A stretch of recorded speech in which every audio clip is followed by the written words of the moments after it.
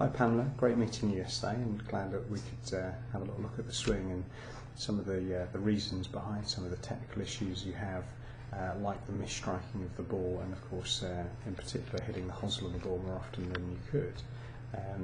So just having a bit of a contrast here with McIlroy's setting in the backswing, particularly that wrist position. Look at the different position of the setting of the wrist and ultimately where the club lays in relation to that left arm.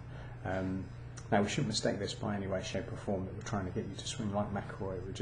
We know he's a very powerful player, and of course his sequence is absolutely fantastic. So we're looking at some of the reasons why, and obviously if we can integrate some of these same principles into your swing, then things will get much better.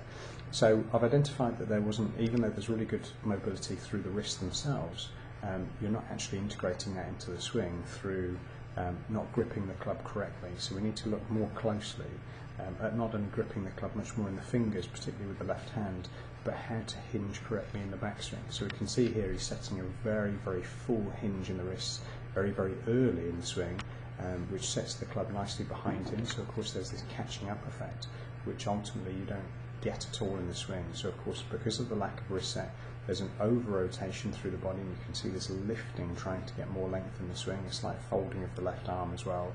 Club's very much in front of you as we work down, so there's no catching up, as you can see.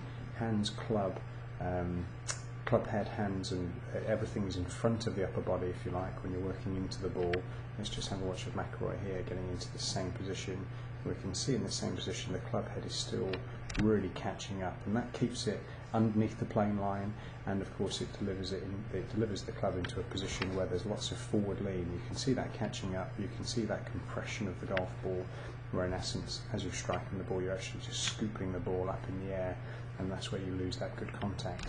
So certainly the great news is that the mobility is there in the wrists. What I need to teach you how to do is how to use them properly. So just to begin with, really work on as much set as physically possible, so gripping the club correctly in the left hand and making sure when you set that full hinge, allow the palm of the right hand to actually come off the club slightly to ensure that we are setting the wrist properly, and then go ahead and then just try and, on the downswing, just try and create as much whip as you can at the base of the swing, because what I want you to feel at this stage is plenty of speed.